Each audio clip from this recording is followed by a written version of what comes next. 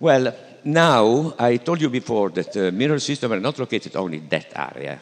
So with Giorban, and that's a recent paper which is hoped to be published soon, with Giorban, who is professor in Leuven, and Lupino, who works in my institute, and is an excellent anatomist, we tried to map the whole circuit.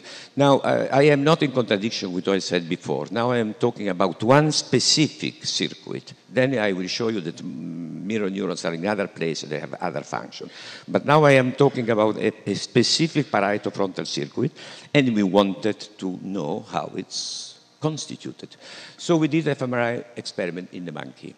It seems difficult, but it's not. If you teach the monkey to sit in a sphinx position, fixate a point, and then you can, so the task of the monkey is to see when the light in the fixation point dims a bit. So the monkey is attentive to this point, but then you present films, and automatically there is activation of the action observation circuit. So that's the stimuli we presented. There were these clips.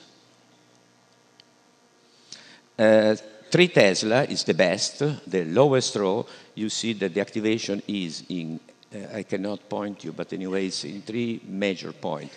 STS, which is a visual, higher order visual area, premotor cortex, and inferior parietal lobule. And here is the second part of the experiment. What I showed you before here, it's the classical SPM way.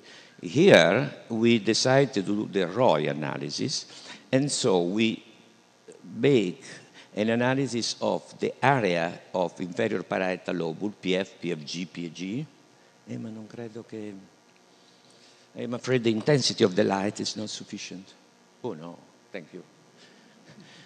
So you see here, it's the, we did the ROI according to the anatomy, and here you see the same thing. And we look at how this area respond to the stimuli I showed you before.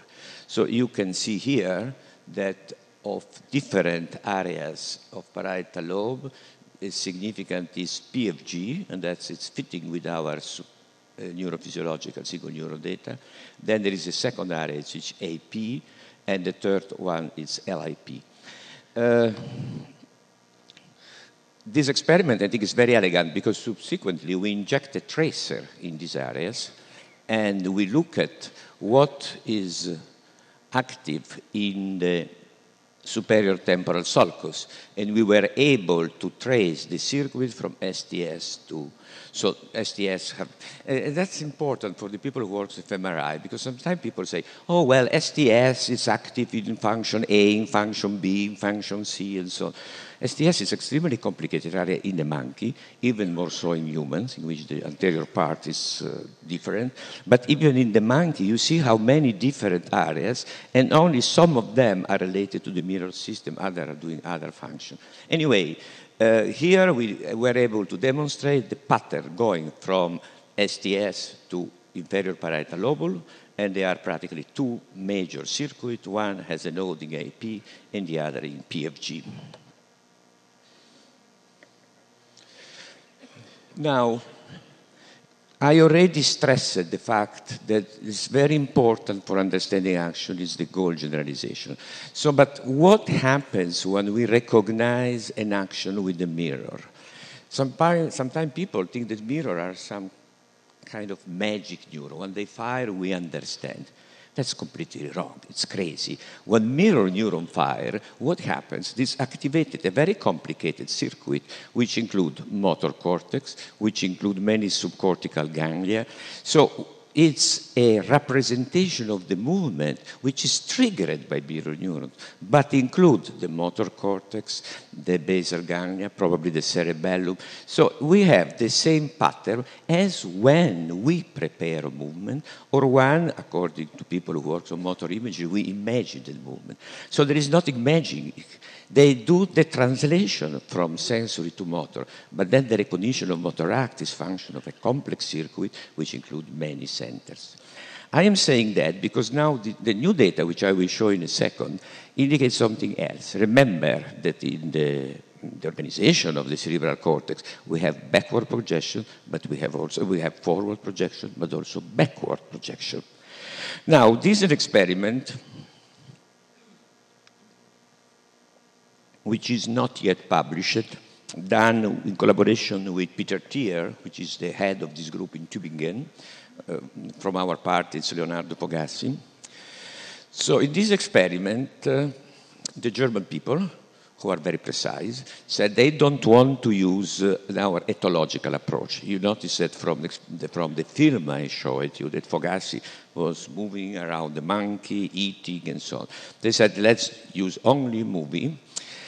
And they succeeded. And as you see here, there is a neuron response during motor behavior, during observation, naturalistic observation. That's our traditional way to test. And that's the German way with the film. Well, this allowed something extremely interesting. Because at this point, we can present stimuli which are very well controlled, and one point are this view-based encoding of others' action in area 5. We are in area 5, and you see the monkey can see a movie in which the action is performed from egocentric point of view, 0, or from lateral point of view, 90 and 180. And so with our surprise, we found that many neurons are able to code viewpoint. One can say, well, what's a surprise? In STS is the same thing. No, there is a surprise. Because remember what I said a few minutes ago.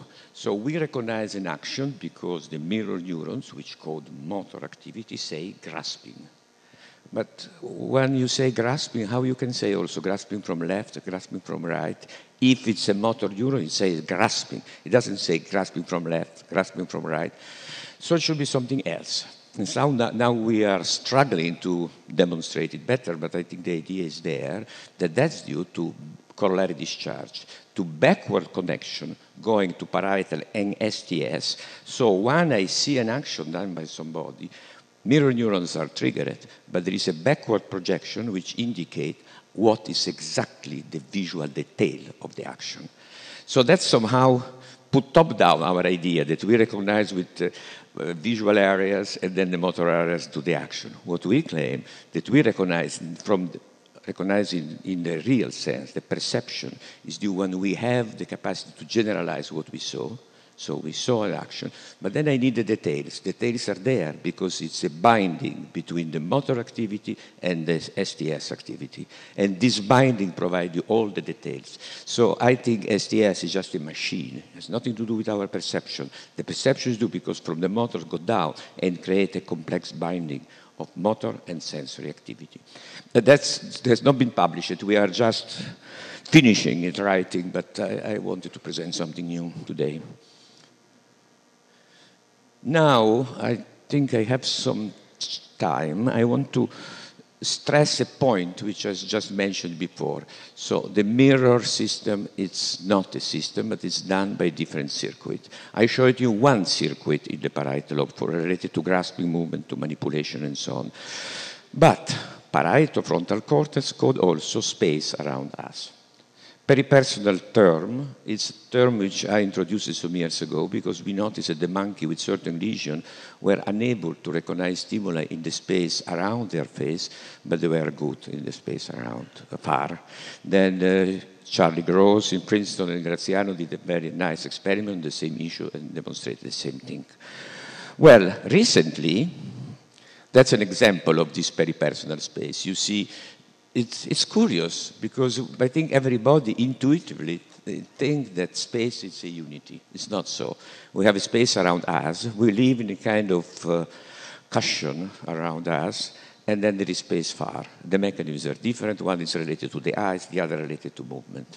Well, here is a demonstration of this. You see here a neuron which have a receptive field, tactile, and visual receptive field, and they are in a register, which is an enormous advantage because when you move your eye, you don't know where is the object in space. You know where it is on your retina, but if you have a receptive field attached to your body, you know exactly how to reach it. Well, why this is interesting in this context? Because recently a Japanese group discovered that there is a mirroring of the peripersonal space. The experiment has been done by Ishida and others. Murata is the senior author. And they did a very simple experiment. First, they replicated our experiment, showing that there is a receptive field here and space around. You see here there is a discharge when the stimulus is less than 30 centimeters away from the monkey, but then disappears. And then surprise, if now a person is in front of the monkey, does this movement, there is discharge of the neuron. So that monkey stimulus, which before was absolutely ineffective because it was too far, became effective, it's close to another person. So you somehow have the mirroring of the action of the other person on themselves, not on the object. I think that's very important for understanding how we understand the body of the others. So it's not only the object in the space, but also the body of the others. And they are coded by this other circuit, which includes, I'm sorry, where is the, which includes another set of area that's VIP, which has been described by Mickey Goldberg, Duhamel, and Colby, and F4, which is the area which studied. They are strictly connected. Well, now let's move to humans. How we can demonstrate mirror mechanism in humans? Well, there is three basic techniques which allow us to claim that mirror neurons exist: EEG, TMS, fMRI. EEG is the easiest in a sense, because we know from the work of Gastaut that we have rhythm in the cortical areas, in the central areas of our brain, which react. It's a kind of alpha rhythm, which react when you move your hand, for example. Gastaut called them rhythm en arceau. It's also known as mu rhythm. And subsequently, Ramachandra in San Diego showed that this rhythm desynchronizes also when somebody observes an action by someone else. The group in San Diego, Oberman, others, made many studies. But although I am a good friend of Ramachandra, and he was very important in making propaganda of our mirror neurons, I think these experiments are not very elegant. They are a bit, well, the fantasy is enormous. The execution is not great. So we decided to replicate this experiment using techniques which are much more sophisticated. So we have now 128 channels. We use the Oregon system with high density. And here is preliminary data. We show it to a normal subject, to a student, different type of movement. Here we have 4 movements. 2 are goal-directed, grasping and pointing. 2 are without goal. Some of them are cyclical. But what is important, that thanks to this technique, one can really follow in time, every 200 milliseconds, what is the amount of power in different rhythm. The first result, that mu rhythm probably is simply an artifact, because many other rhythms are synchronized and create this strange rhythm and so. But here it's interesting that you have very strong desynchronization, which is the part going down. Here is desynchronization. And you see the synchronization include alpha, lower beta, and upper beta, so the different rhythm. And then there is a beautiful rebound. It's interesting that if you do action, this rebound in the lower beta is very similar. So that's clearly indicate the observation and execution are very similar.